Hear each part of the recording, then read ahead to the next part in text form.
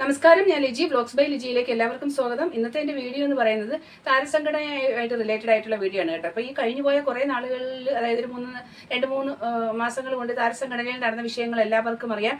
ഹൻസിബ ഹസന്റെ രാജിയും അതിനെ തുടർന്നുണ്ടായ പ്രശ്നങ്ങളും എല്ലാം വളരെയധികം സോഷ്യൽ മീഡിയയിൽ ചർച്ച ചെയ്ത കാര്യങ്ങളാണ്, എല്ലാവർക്കും അറിയാൻ വരും. അപ്പോൾ ഞാൻ അതിനെക്കുറിച്ചൊന്നും ഡീറ്റെയിൽഡ് ആയിട്ട് പറയുന്നില്ല. ഇപ്പോൾ പറയാൻ വന്ന കാര്യം അതെന്താണെന്ന് ചോദിച്ചാൽ, പുതിയതായിട്ട് ജോളി ഈശോ എന്ന് പറയുന്ന ഒരു പഴയ നടി ഉണ്ടായിരുന്നു. ആ നടി ഇപ്പോൾ ഒരു ഓൺലൈൻ മീഡിയ ചാനലിൽ ഒരു ഇന്റർവ്യൂ കൊടുത്തിട്ടുണ്ട്. അതിന്റെ പാർട്ട് 1 മാത്രമേ പുറത്ത് വന്നിട്ടുള്ളൂ. ഇതിന്റെ 2 ഇനി വരാനിരിക്കുകയാണ് കേട്ടോ. ഞാൻ ഈ വീഡിയോ ഷൂട്ട് ചെയ്യുന്നവരെ പാർട്ട് 2 വന്നിട്ടില്ല. അപ്പോൾ അതിന്റെ 2 അപ്പോൾ പാർട്ട് 1 വീഡിയോയിൽ കുറച്ച് കാര്യങ്ങൾ അവർ പറയുന്നുണ്ട്. അപ്പോൾ അത് മാത്രമല്ല, താരസംഘടനയിലെ മെയിൻ പെൺപുലി എന്ന് സ്വയം അവകാശപ്പെട്ടുകൊണ്ടിരുന്ന നമ്മുടെ ലക്ഷ്മിപ്രിയയുടെ ഒരു വോയിസ് ക്ലിപ്പ് കൂടി പുറത്ത് വന്നിട്ടുണ്ട്. അപ്പോൾ ആ പെൺപുലിയുടെ, ഞാൻ അറിയാതെ പെൺപുലി എന്ന് പറഞ്ഞെങ്കിലും ആ വോയിസ് ക്ലിപ്പും അതുപോലെ ഒരു വോയിസ് ക്ലിപ്പ് തന്നെയാണ് പുറത്ത് വന്നിരിക്കുന്നത്. അപ്പോൾ നമുക്ക് ആ വോയിസ് ക്ലിപ്പ് ഒന്ന് കേട്ടിട്ട് വരാം. പുലി പതുങ്ങുന്നത് ഒളിക്കാനല്ല ശേഖര, ചില വലിയ കളികൾ പഠിപ്പിക്കാനും ചില കളികൾ കാണാനും. ഓക്കെ, കേസ് അത് ജഗന്നാഥനൊരു പുത്തരിയുള്ള കാര്യമല്ല.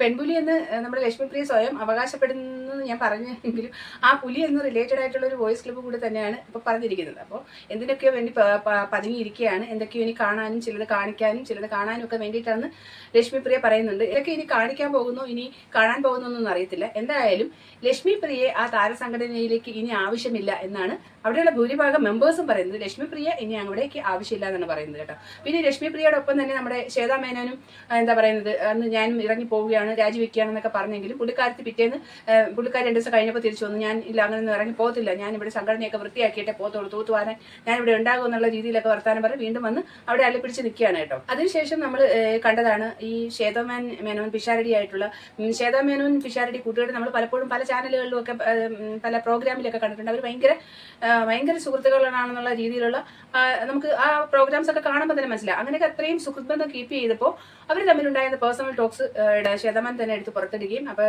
അതിനെ പറ്റിയൊക്കെയുള്ള കേസും കാര്യങ്ങളൊക്കെ ആയിട്ട് പോകുന്നുണ്ട്. ജോളി ഈശോ പറയുന്ന പ്രധാനപ്പെട്ട കാര്യങ്ങളിൽ കുറച്ച് ഭാഗം കേൾക്കാം കേട്ടോ. ഇവിടെ കൊണ്ടുവന്ന സിദ്ദിഖായിരുന്നു ലക്ഷ്മിപ്രിയ, സിദ്ദിഖാണ് നടത്തിയത്. അന്ന് ഇലക്ഷന്റെ സമയത്ത് അത് പറഞ്ഞപ്പോൾ ഞങ്ങൾ ആരും വിശ്വസിച്ചില്ല. പക്ഷേ കഴിഞ്ഞ പ്രാവശ്യം സിദ്ദിഖ് പറഞ്ഞു, സിദ്ദിഖ് തന്നെ സമ്മതിച്ചു. അപ്പോൾ നല്ല ഉദ്ദേശത്തോടുകൂടി അല്ലല്ലോ, സ്ഥാനത്ത് ഇരിക്കുമ്പോൾ അവർക്കൊരു പക്വത വേണം, കുറച്ച് ആളുകളോട് പെരുമാറുന്ന രീതിക്ക് കുറച്ച് മയം വേണം. പിന്നെ അവിടെ ഭയങ്കര ഞാൻ വലിയ സംഭവം ചിന്തിക്കുന്ന ആളുകളൊന്നും തലപ്പത്തിരിക്കാൻ പുള്ളിയല്ല. തലപ്പത്തിരിക്കണമെങ്കിൽ ഇച്ചിരി എളിമയും കാര്യങ്ങളും. ഇപ്പോൾ ബാബു ആയിരുന്നപ്പോൾ ഇടവേള ബാബു ആയിരുന്നപ്പോൾ ഏത് സമയത്ത് നമ്മൾ വിളിച്ചാലും അത് പറഞ്ഞേ പറ്റും. ഏത് രാത്രി വിളിച്ചാലും ആ വിളിക്കുന്ന വ്യക്തിയുടെ പേര് കൂട്ടിയാണ് എടുക്കുന്നത്. അത്രയും ആളുകളുടെ നമ്പർ സൂക്ഷിക്കുക, അത് ഓർക്കുക, അവരുടെ ഒച്ച ശ്രദ്ധിക്കുക. അതുപോലെ ഒരു കാര്യം പറഞ്ഞ് കുറച്ച് നേരം കഴിഞ്ഞിട്ടാണെങ്കിൽ നമ്മളോട് തിരിച്ച് അതിൻ്റെ മറുപടി വിളിച്ച് തരുമ്പോൾ അത് അത്രത്തോളം അതിനകത്ത് ആ ആളതിനകത്ത് ശ്രദ്ധാലുവാണ്. അതിനകത്ത് അതുപോലെ ഇപ്പോൾ 1-2 പേര് ഈശോ പറയുന്നതിനകത്തും അവർ പറയുന്നുണ്ട്, അൻസിബി എന്ന് പറയുന്നത് താരസംഘടനയിൽ വളരെ പ്രധാനപ്പെട്ട ഒരു റോൾ വഹിച്ചിരുന്നു. അവരെ എല്ലാവർക്കും ഒരുപാട് കാര്യമായിരുന്നു. പ്രത്യേകിച്ച് ഈ പെൻഷൻ വാങ്ങുന്ന അമ്മമാരും മെഡിസിൻ റിലേറ്റഡ് ആയിട്ടുള്ള ഒരുപാട് കാര്യങ്ങളൊക്കെ എത്ര പാതിരാത്രി ഈ അമ്മമാർ വിളിച്ചിരുന്നാലും ഈ ഫോൺ അറ്റൻഡ് ചെയ്യുകയും അവരുമായിട്ടെല്ലാം നല്ലൊരു റിലേഷൻ കീപ്പ് ചെയ്ത് കൊണ്ടുപോയ ഒരു കുട്ടിയായിരുന്നു. അപ്പോൾ അവരെ അൻസിബിക്കെതിരെ നല്ല രീതിയിൽ ആ സംഘടനയ്ക്ക് വേണ്ടി പ്രവർത്തിച്ച ഒരു പെൺകുട്ടി തന്നെയായിരുന്നു. അപ്പോൾ ആ അൻസിബി എന്ന് പറയുന്ന കുട്ടി ഇവരെല്ലാവരും അവരുടേതായ സ്വാതന്ത്ര്യങ്ങൾ അല്ലെങ്കിൽ അവരുടേതായ ലാഭങ്ങൾക്ക് വേണ്ടിയിട്ട് ആ കുട്ടിയെ പുറത്താക്കുകയും ചെയ്തു. ഇനിയിപ്പോൾ അൻസിബ താരസംഘടനയിൽ വരുവോ ഇല്ലെന്നൊന്നും നമുക്ക് പറയാൻ പറ്റില്ല. വന്നാൽ തന്നെയും ഇങ്ങനെയുള്ള വ്യക്തിത്വങ്ങൾ അതിനുള്ളിൽ ഉള്ളത് കൊണ്ട് അവരാരും ആ കുട്ടിയെ അവിടെ ഇരുത്താനും സാധ്യതയില്ല, വളരെ സാധ്യത കുറവാണ്. അപ്പോൾ ഈ ഇത്രയും പ്രശ്നങ്ങളൊക്കെ ഉണ്ടായിട്ടും നമ്മുടെ മമ്മൂക്കയായാലും ലാലേട്ടനായാലും ഈ പ്രശ്നങ്ങളെ കുറിച്ചുള്ള എല്ലാ കാര്യങ്ങളും വളരെ കൃത്യമായിട്ട് അവർ മനസ്സിലാക്കാൻ കഴിവുള്ള ആൾക്കാരാണ്. പക്ഷെ അവരുടെ അഭിപ്രായങ്ങൾ പബ്ലിക്കിന്റെ ഇടയിലേക്ക് ഇട്ടുകൊടുത്ത് അതിൽ നിന്നൊരു വെറുപ്പോ അല്ലെങ്കിൽ അതൊന്ന് സമ്പാദിക്കാൻ അവർ താല്പര്യപ്പെടുന്നില്ല. അതുകൊണ്ട് അവരാരും ഇതുവരെ ആരും ഇടപെടുന്നതുമില്ല. ഇതിൽ നിന്നെല്ലാം മാറി നിൽക്കുന്ന ലക്ഷ്മിപ്രിയ വീണ്ടും ഇങ്ങനെ ഓരോ ഏടാകുടങ്ങളിൽ ഒപ്പിച്ചുകൊണ്ടിരിക്കുകയാണ്. അതിനകത്തുള്ള സംഘടനയുള്ള പലരും അവരോട് പറഞ്ഞിട്ടുണ്ട്, ഇനി മിണ്ടാതെ ഒന്നിനെ കുറിച്ച് സംസാരിക്കാതെ മീഡിയാസിലൊന്നും വരാതെ ഒതുങ്ങി നിൽക്കാൻ പറഞ്ഞിട്ടും ലക്ഷ്മിപ്രിയ ഇപ്പോഴും അത് തുടർന്നുകൊണ്ടേയിരിക്കുകയാണ്.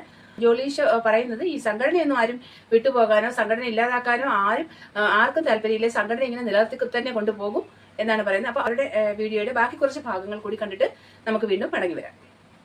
ഇതിനകത്തുണ്ട് നമ്മളെ ഡോക്ടർ റോണി, മറ്റേ ആശയൊക്കെ അങ്ങനെയൊക്കെയുള്ള, അല്ലാണ്ട് വേറെ ആരും ഞാൻ അത്ര അൻസിബയായിരുന്നു. അൻസിബ എല്ലാ കാര്യങ്ങൾക്കും അൻസിബ ഇതൊക്കെ ചെയ്തിട്ടുണ്ട്. അല്ലാണ്ടൊന്നും ഞാൻ ആരെയും നമ്മളെ പൊതുവെ പബ്ലിക് എല്ലാം ചോദിക്കുന്നുണ്ട്, അത്ര വലിയ പവറുള്ള ഒരു സംഭവമാണ് എല്ലാവരും ഇത്രമാത്രം അടി ഉണ്ടാകുന്ന.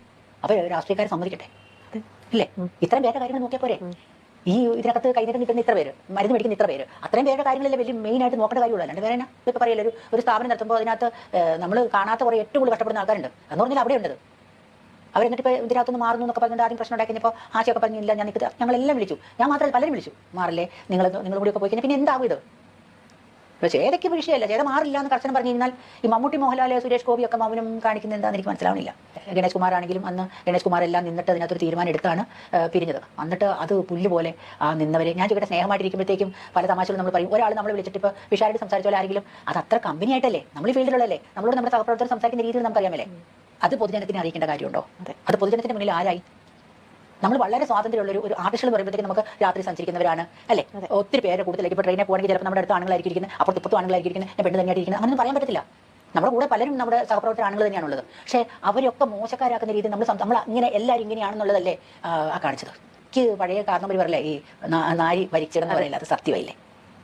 ലക്ഷ്മിപ്രിയ ഇനി അതിനകത്ത് കയറ്റാനേ പാടില്ല, അതിനുള്ള യോഗ്യത കുട്ടിക്കില്ല. ലക്ഷ്മിപ്രിയ ഒരു സ്ഥാനത്തിരിക്കാൻ. അപ്പൊ ഈ നടി പറഞ്ഞതുപോലെ ഒരുപാട് പേർക്ക്, അതായത് ഒരു താരസംഘടന എന്ന് പറയുമ്പോൾ ഈ സിനിമയിൽ ഉള്ള ആൾക്കാരുടെ കാര്യം മാത്രം ഈ സംഘടനയിൽ ഇരിക്കുന്നവർക്ക് നോക്കിയാൽ മതി. അവർക്ക് ഭാരിച്ച ഉത്തരവാദിത്തങ്ങളൊന്നും ഇല്ലല്ലാതെ അത് തന്നെ അവരുടെ ഓരോ വർക്കുകളും വർക്ക് തിരിച്ചു കൊടുത്തിട്ടുണ്ട്, വർക്ക് ചെയ്യാൻ ആൾക്കാരുണ്ട്. ഇവർ സംഘടനയുടെ ഉത്തരവാദിത്വം മാത്രം നോക്കിയാൽ മതി. അപ്പോൾ ആ ഒരു ഉത്തരവാദിത്വം പോലും നോക്കാൻ കഴിവില്ലാത്ത ആൾക്കാരെ അതിൽ നിന്ന് മാറിക്കൊടുത്ത് കഴിവുള്ള ആൾക്കാരെ അതിലേക്ക് ഇരുത്തണമെന്നാണ് പറയാനുള്ളത്.